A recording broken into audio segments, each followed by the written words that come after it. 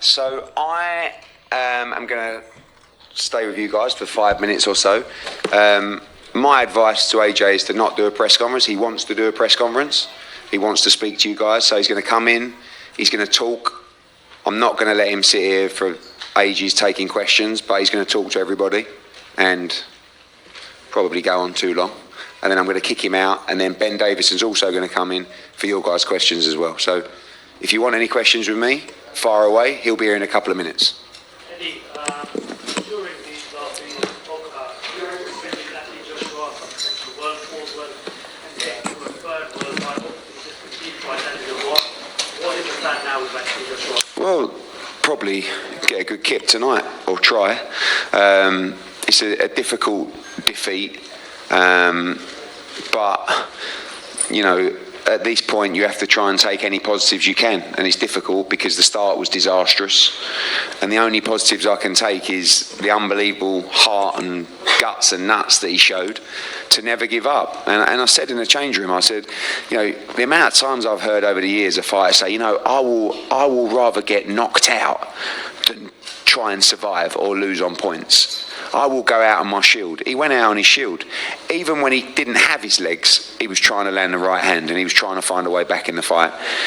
And remarkably, as bad as he performed tonight, or as many as mistakes that he made, he still could have won the fight. You know, fourth round he hurt Dubois, fifth round Dubois' legs buckled, and at that point I think this is going to be one of the greatest comebacks I've ever seen. But walked on to a crushing right hand, and unfortunately there was no getting up from the last one. Eddie.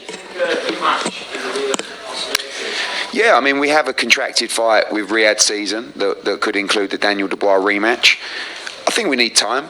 You know, I mean, I don't think he could have boxed much worse tonight, but you have to give Dubois brilliant, you know, plenty of credit. He was brilliant tonight. He put the pressure on. We knew that he'd be dangerous in the early part of the fight, and the start couldn't have been worse, really. AJ will believe that he can box much better and beat him, but Dubois is going to be full of confidence. And we have to look what happens on December 21st, if Tyson Fury wins or if Tyson Fury loses. But no immediate rush, but I know what AJ's like, and he would love to have another crack at him. Eddie, Can you just tell us what the game plan was? Since he's been from you, in the old AJ, said we're in the ring for the first bell. I get he was a massive, dangerous man, but what was the plan? Why couldn't he implement it? Yeah, we knew Dubois, he returns all the time when you jab, so that was something that we was looking to capitalise on. For whatever reason, you know, things didn't get going as we'd like to in the early part of the fight. That was just one of the things that we was looking to pick up on. Obviously, there was a few other things as well. But just didn't manage to get the things that we was looking to get going early. And then a couple of things that we was looking on to capitalise on, like Eddie said at the end, there was a couple of very, very, very short spells of it, and one of those was when he managed to land that right hand, and then there was a couple of things we wanted to do to follow up moments like that, and just didn't apply it the way we'd prepared to, unfortunately. But by that point, a lot had gone on. You know, he's not thinking straight. So, yeah, very difficult pill to swallow. Eddie, He's happened in fights before when John was certain there. We've only seen it on the TV now. He started sticking his tongue out to the crowd. I guess I think one was right in the far corner. I guess he's trying to tell you he's all right. But was that at you? Because it was about 10 seconds before he went on the other side of the fight position. No, I was asking for something from him, and he sort of said, like, I'm okay, let me know he's okay, actually talking in there. And then he come back for the last round and just said to me, these are the moments that we live for, you know, and talked about rolling the dice, and that's what he done. And like Eddie said, you know, a lot of people talk about when they're having an off night, and that was an off night, and, you know, I'd just like to say that me and my team have received a hell of a lot of credit for good performances that he's had. So it's important that we take responsibility for the bad performance as well. So we're willing to do that. But he spoke about rolling dice, and like I say, a lot of people talk about when things aren't going well, I'll go out on my shield. But he did that tonight, and a lot of people talk about, is he hesitant to let his hands go? He showed he's not. He let his hands go. Unfortunately, he come off a short straw tonight. But yeah, obviously we're very, very gutted. Eddie, another positive 96,000 at Wembley Stadium. Sorry, Eddie. One positive from the fight. I mean, 96,000 at Wembley Stadium tonight. A lot of people would argue without Anthony Joshua, considerable amount of stadium fights wouldn't be filled the way they were. I mean, how do you reflect on the massive crowd in there to support Anthony Joshua tonight? It was incredible, and you know, I think Daniel Dubois deserves a lot of credit as well. You know, I don't think he was disrespected as the champion, but he was the clear B-side in the fight, and he come out as a star tonight as well. You know, I think he's a handful. You know, he's a good young man, and he's come back from a lot as well. You know, people have written AJ off before in the past. We all wrote Daniel Dubois off, me included. You know, and actually he showed again tonight. Took some good shots tonight. You know, and it was only really when the 4th and 5th round come that I was thinking, actually, we could start breaking him down here. But by then, like Ben said, you know, because of the start, it's so difficult without a clear head to actually apply the things that he's been working on. And even then, you know, my dad messaged me. He said, "Wow," he said, "made so many basic errors and still could have won the fight." You know, and that's a positive to take out of it. That I said to him, "You've got to be proud you even found a way back into the fight." Because after the second round, for me, the fight's done. It's over. And you know, people always question people's heart. You know, even the last knockout, he's scrambling to get up. He couldn't have tried another inch. And that's all you can give to people. You know, and I think when you do that, you can look yourself in the mirror and say, "I might not have been good enough tonight. But I've tried my nuts off and I gave everything." And I spoke to him last night and he said to me, "I'm ready to go to the trenches tomorrow night." He went all the way in the trenches. You know, people try to talk about taking a knee, spitting a gum shield out. I mean, listen, when Daniel Dubois hit him in the nuts in the 3rd or 4th round, I'm screaming at AJ to take the full 5 minutes.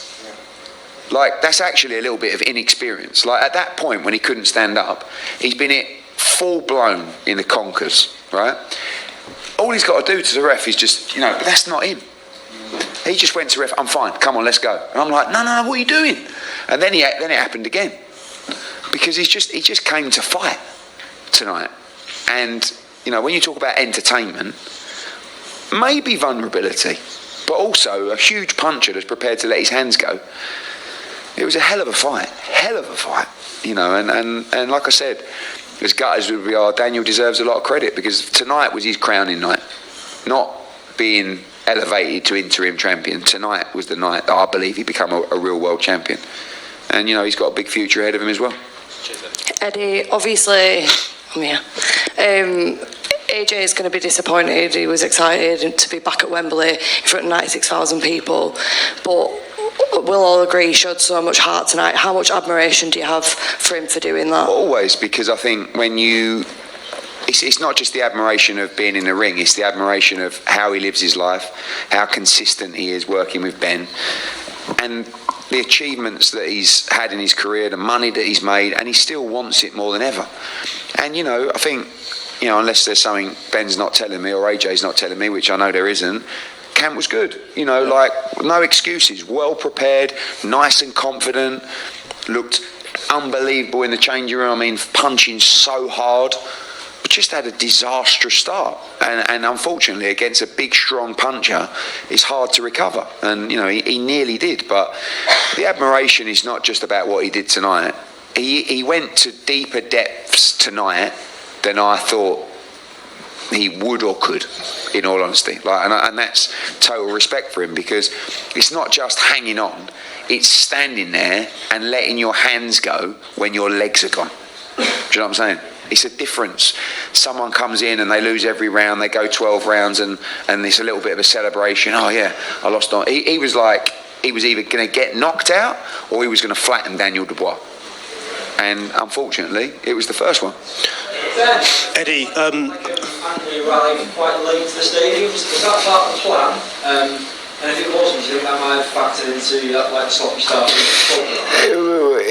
There was a bit of traffic and he did turn up slightly later than we would have planned, but being honest, you know, he was very well prepared. You know, we knew Daniel was going to start fast. There was nothing that shocked us in there. Oh, we didn't expect him to do that. Just whatever reason got off to a bad start. And, you know, it's very early. Coming off the back of the fight, we'll go back, we'll review what we could have done better, of course, and go from there. Eddie, Yeah. when it comes to Anthony Joshua, across social media, some people will look at him 34, going to be 35. There'll be talks of, is this the time to retire? What will you say to AJ in terms of his future? Well, I mean, you know, everyone's very fickle, aren't they? Yesterday, he's in the form of his life, never looked better. Wow, this is unbelievable, this new resurgence. Has a bad start, you know,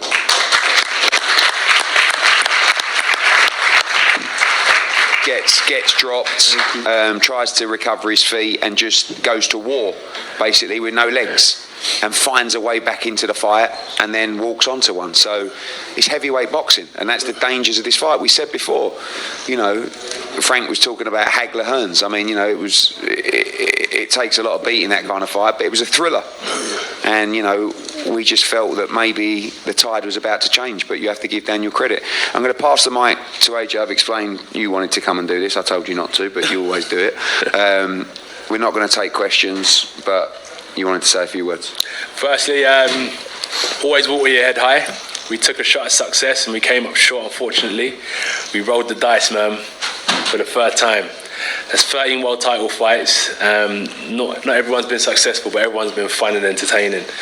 We're trying to create history for British boxing, and I think we're doing that. And also, I appreciate all the press, media.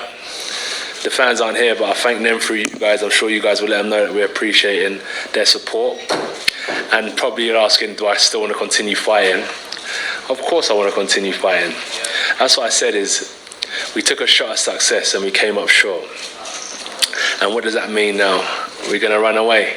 Or we're going to live to fight another day? And that's what I'm a warrior. And also, before I finish, we have to give credit to our opponent as well, Daniel. Even though when I sign up to fight opponents, I don't really like him in my head anymore. But now it's done. I take my hat off to him and say, well done, Tim and his team. And also thank you to my team as well for the way they prepared me. And there was a few mistakes in there, but that's the name of the game. Fine margins can cost you at the top level. So thank you.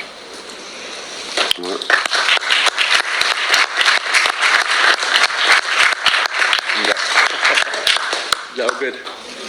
That all good? Yeah. Thank you guys again. Much appreciated.